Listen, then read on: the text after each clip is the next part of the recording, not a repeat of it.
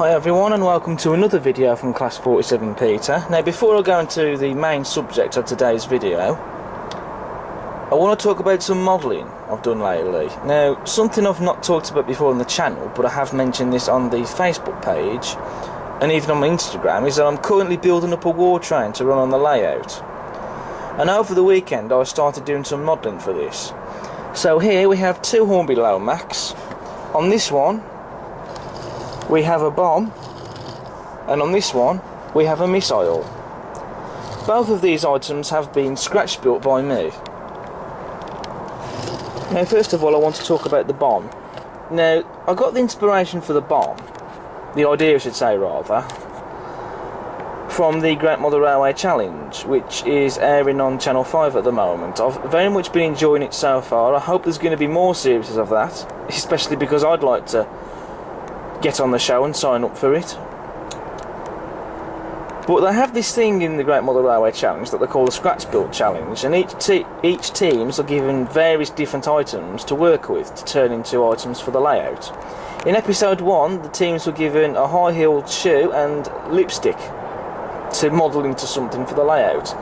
And one of the teams actually turned the lipstick case they were given into a bomb that was placed on a wagon, and this is where I got my inspiration to make my bomb.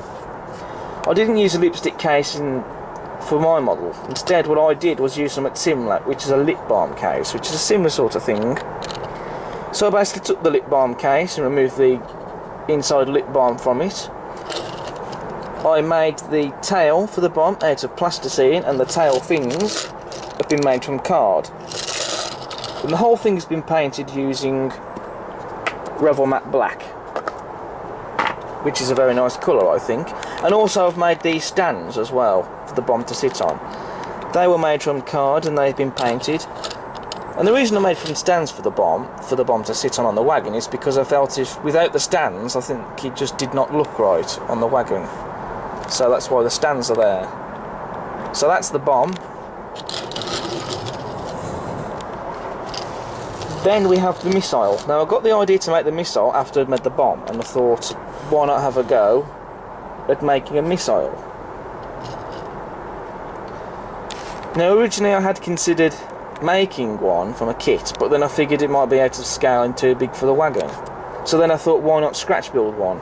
And then I came across a pen that was the right shape that I was looking for the missile. So I took the inside nib and all the inside bits out of the pen.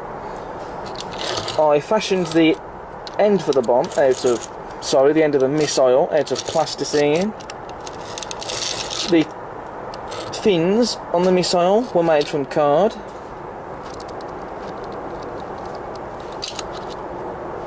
I also made the pointy tip on the end of the bomb out of plasticine too. And then I painted the whole thing using Revel paint, which is this paint, which I'm not even going to attempt to pronounce in case I get it wrong. It has had a few coats. Off camera I did give this another repaint. And I've also of course made these stands for the missile to sit on, again for the same reason I did it with the bomb.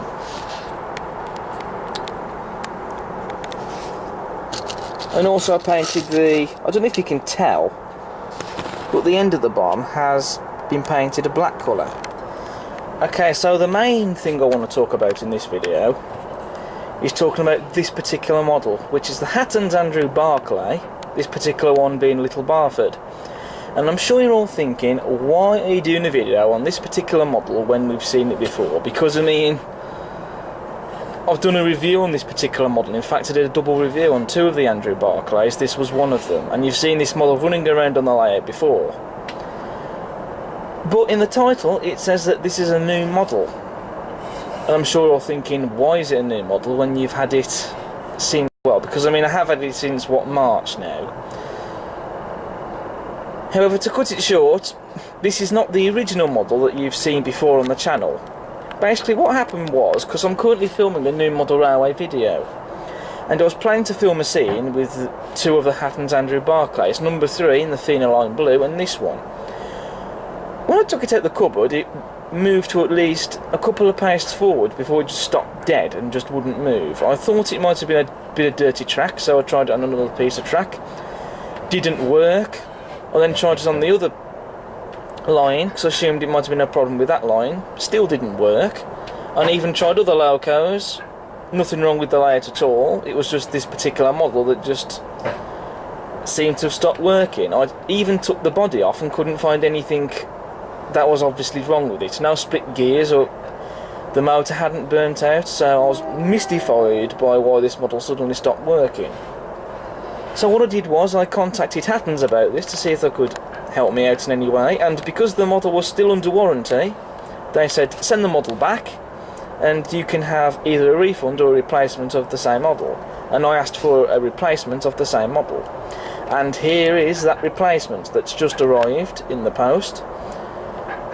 And it, like I've said before, the Andrew Barclays, they really are stunning models. This one does work as well. I've already had it running and it's a smooth runner. So, touch wood, this model doesn't have the same problem, or hopefully, again, touch wood, none of my other Andrew Barclays or any of my other models ever suffer this problem. You know, it's a little bit upsetting it happened with the original, but you know, at the end of the day, it's just a bit of bad luck, really. You know, I mean, with all manufacturers' models, there's always going to be the odd one or few that do escape, that do slip out the net, that do have one or two problems. And it's not just exclusive with model railway products, it's the same with any products like mobile phones and all that. What I've also done is I've even glued the details on the model that you get in the detail pack, the chain link couplings and the brake pipes.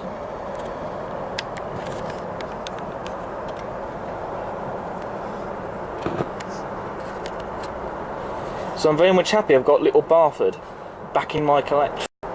So from now on, the little Barford you're going to be seeing in the videos is going to be this model here, the new one.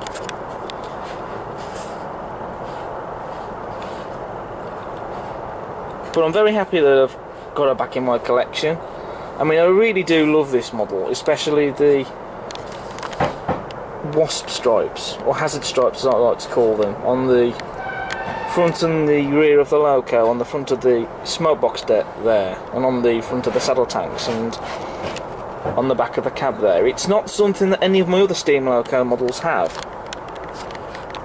So this is kind of what separates this steam loco model apart from all my others, and it sort of makes it unique for having hazard warning stripes. But anyway, so what I'm going to do now is I'm going to get this model running on the layout, and I'm going to get her pulling a few trains on the layout to add extra interest in the video, because it will look more interesting seeing this model running rather than just sat on the workbench here with me just talking about it. So I'll do that now.